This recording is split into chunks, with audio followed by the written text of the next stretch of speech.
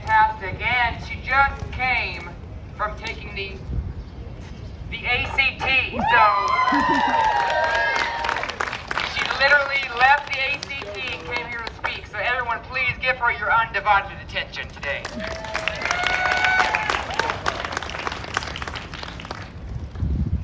Is this loud enough? Yes. Okay. Is this loud enough? Okay.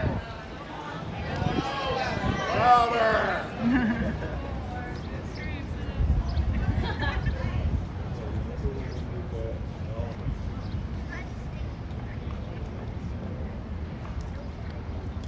When the Sandy Hook tragedy occurred in 2012, I was 7 years old, the same age as the children who were murdered in the comfort of their learning environment. Yeah, the mic was better. You have to speak louder yourself! You have to speak louder! The first mass shooting I remember happening in Chattanooga happened in 2015. I was 10. It was next to my favorite childhood playground. The Las Vegas shooting occurred when I was 12 years old. A family member of mine at the time was nearby when it happened and came home not only damaged, but damaging to our household as well. My family was torn apart. The Parkland shooting happened the very next year. I was 13 and preparing for my first year of high school, right when high school became synonymous with shooting. When I was 15, I attended a music festival in Atlanta. One headliner of the festival decided to set off fireworks after the show without warning. I was walking back to my hotel as it occurred.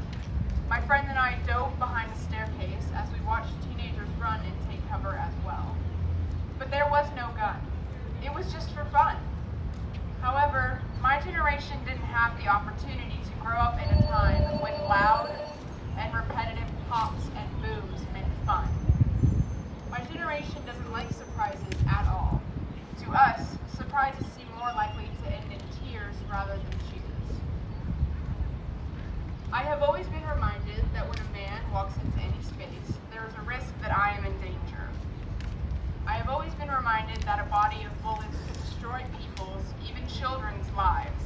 And in 17 years, no one has done anything to change that. Not one law, not one regulation, not an ounce of successful action has been taken by those who have the power to protect us, to protect kids. When I was 11, I went to Riverbend, knowing that they had no power at the time to exclude guns. In fact, Tennessee law forbade the festival from keeping them out. When it was my turn to enter the festival, I was searched and was instructed to empty a bottle of water from my pineapple print bag I had bought in the 3rd grade. I turned to my mother and suggested that next time we attempt to sneak water into the festival, we should forget the bottle, and that obviously we would have more luck carrying it in a gun. I am 17 years old now, older than the children killed last week will ever reach. How much would their parents give to watch them grow 8 more years? Just 8 more years, to let them grow as old as I am today. To show them what it's like to be a teenager who still lives today. Mass shootings have marked my whole life. Shootings that occur in parks, grocery stores, churches, schools, and concerts aren't the expectations in our story. They are our story.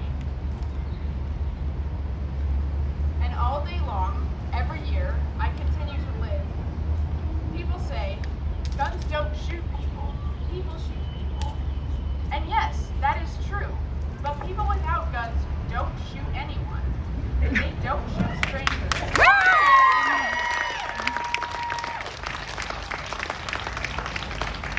They don't shoot mothers, and they didn't murder 19 elementary schoolers last week. In 7 months, I will turn 18. I will then have the right to walk into a public place and proceed to buy a gun with enough ammunition to kill dozens of people, dozens of children. And yet, I won't be able to buy a beer, rent a car, get a mortgage, or buy a vape at the MAPCO. But without a doubt,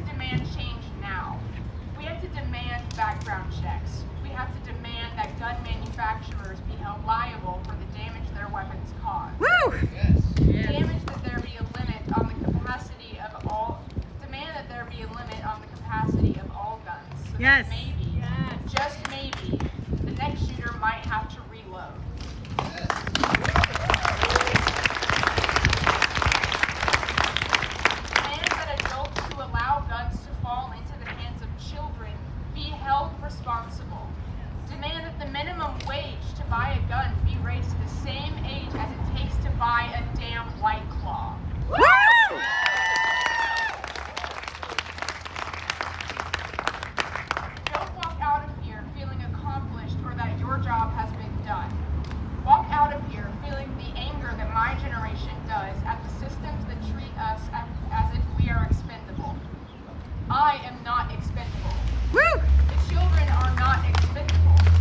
Our fellow Chattanoogians who were gunned down in the last 2 weeks are not expendable. Woo!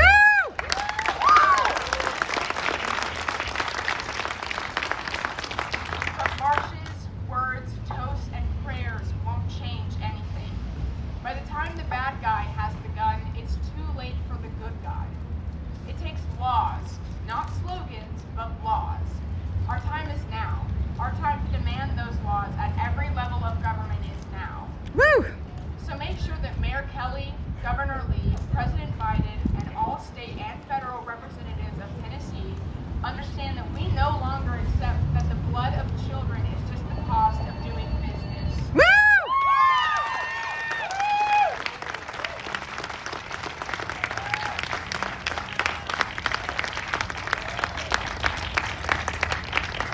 Thank you so much, Vida. We really appreciate you. Everyone,